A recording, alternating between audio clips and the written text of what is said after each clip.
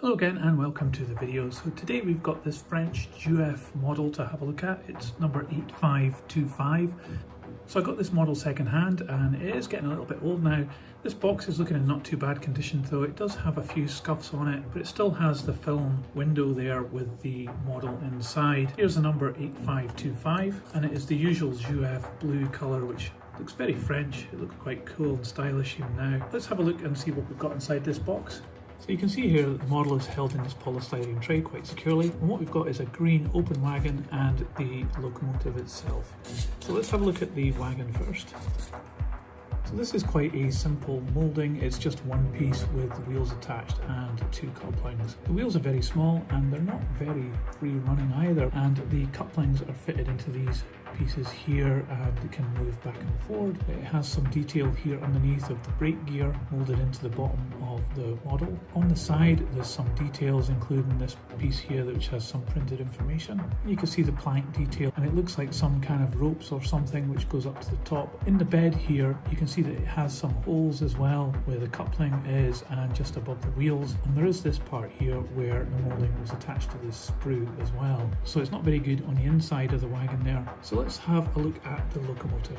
So this lifted out of the polystyrene tray quite easily, and now that we've got it out we can have a look at it in more detail. So you can see that it is actually quite a nice colour combination of red and cream with the black chassis at the bottom here, but I wouldn't say it was a particularly good model. I can see that straight away because it doesn't have any glazing, it's just all a piece of silver plastic. But on the side here you can see a really good representation of some ridges and the door with its handle and a little bit of a railing moulded in here. Moving forward you can see that it has a transfer printed here with the number on it and the SNCF logo, and it's got another grille here which has been painted cream. At the front here you've got a couple of buffers which have been added on, and you can see that the headlights have been painted in silver, and you can see that the red paint has been applied on top of the cream, so it hasn't been done that great. The edges aren't that defined. It's fitted with a coupling here which isn't cantilevered or anything, can't move, so it might be quite difficult to keep this coupled up. Down this side of the locomotive there isn't a huge amount of detail, but you can see here things like this red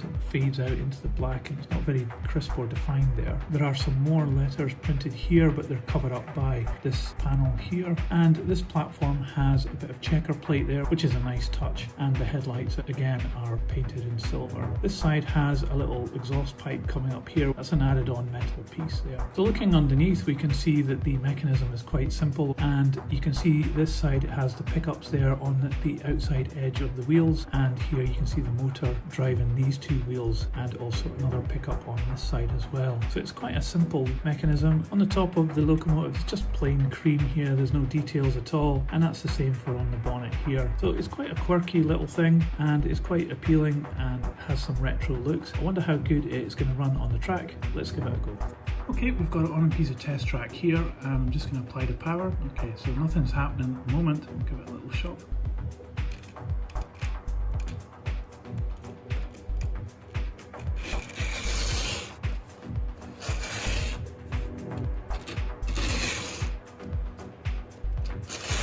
Okay, so there is movement, but it's not very good. I think we need to take this apart and give it a bit of service. Here we have it ready to get taken apart, and I can see that there's two screws, one on each side, so that's going to be quite easy I think to take this apart. So that was quite interesting. This screw here actually was also the exhaust pipe, so that's quite a neat little thing that they've done there.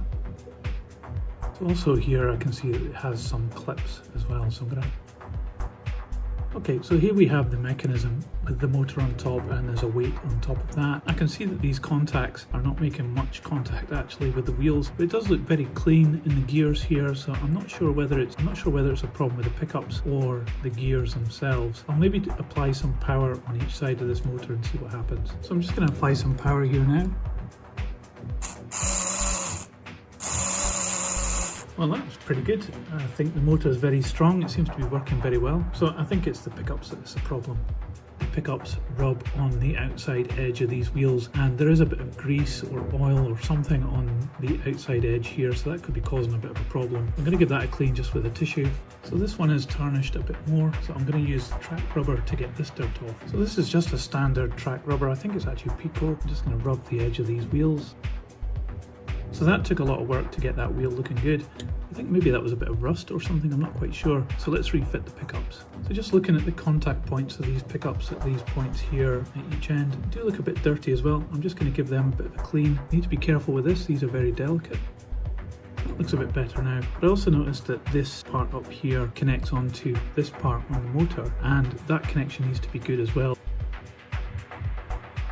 So the pickups have a little slot which marries up with this tab here, and it goes underneath this piece here, and the power transfers from the pickups to this piece. So this needs to be contacting very well with the pickup piece. So I'm just going to bend that in just slightly, and we'll do the same for the other side as well. Okay, let's get the pickups back on. So I'm just going to give these a slight bend so that the pickups press against the wheels a bit better. You don't have to bend it too much.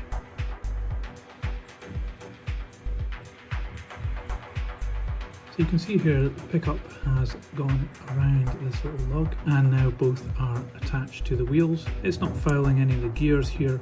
Just need to do the one on the other side now. Okay, I think it's time for us to put this back on the test track and see what happens.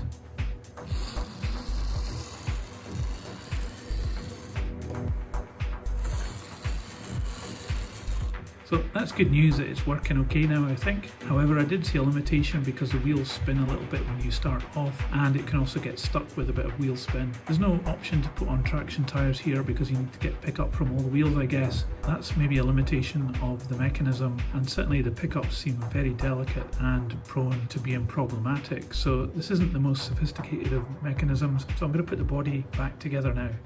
Okay, I've got all the parts here. Let's get this back together. So the motor slots into the chassis, and we're making sure we've got this round the right way. This part needs to marry up here, and also this screw hole down here. And the body fits this way. Remember, there were some lugs here which need to fit into these holes at the front here. So now we just need to get the screws back in. Okay, so that's the model back together, and now it should be running fine as well. So we've got everything back together now, and the wagon is coupled up. I did notice that the couplings are very different on this wagon to what are on the locomotive, and I'm not actually sure whether these are standard couplings, but it does couple up and it does pull it along okay. So let's see how much this weighs. So together this weighs 140 grams. So this has been quite an interesting thing to have a look at. This engineering vehicle and its little wagon. It's got a style of the era. It would make a very interesting item to have onto your model railway layout, but I think that the wagon that comes with it is a very poor thing to have. It's very light. Its wheels don't revolve that well on the track. I think it'd be wise to change that for a different type of wagon. But the little locomotive, it's a shame it doesn't have proper windows, but I can understand because the motor fills up most of the inside of this thing. But it has got some nice charming parts to it, like the exhaust stack at the back, and its overall looks with its large headlights give it a kind of friendly appearance. The mechanism is quite poor though. I think it would be quite troublesome. If it was running on a layout, I don't think a shunting operation would be good for this because it would struggle to get going in either direction, and it has trouble with wheel spin. So pulling anything other than maybe just one wagon might be too much for this little thing. So would I recommend that you buy this? I think, well, possibly. I don't think it's going to be an easy thing to live with, and its mechanism is quite crude. However, that said, it could benefit from some customization and maybe even having the motor swap for something more modern. So it has a lot of potential, but straight out the box it might be a bit troublesome. I'll put this on the turntable so you can see all the way around. In the meantime though, if you like this video, please give it a thumbs up, and you can subscribe to enjoy more videos like this. But that's it for today. See you next time.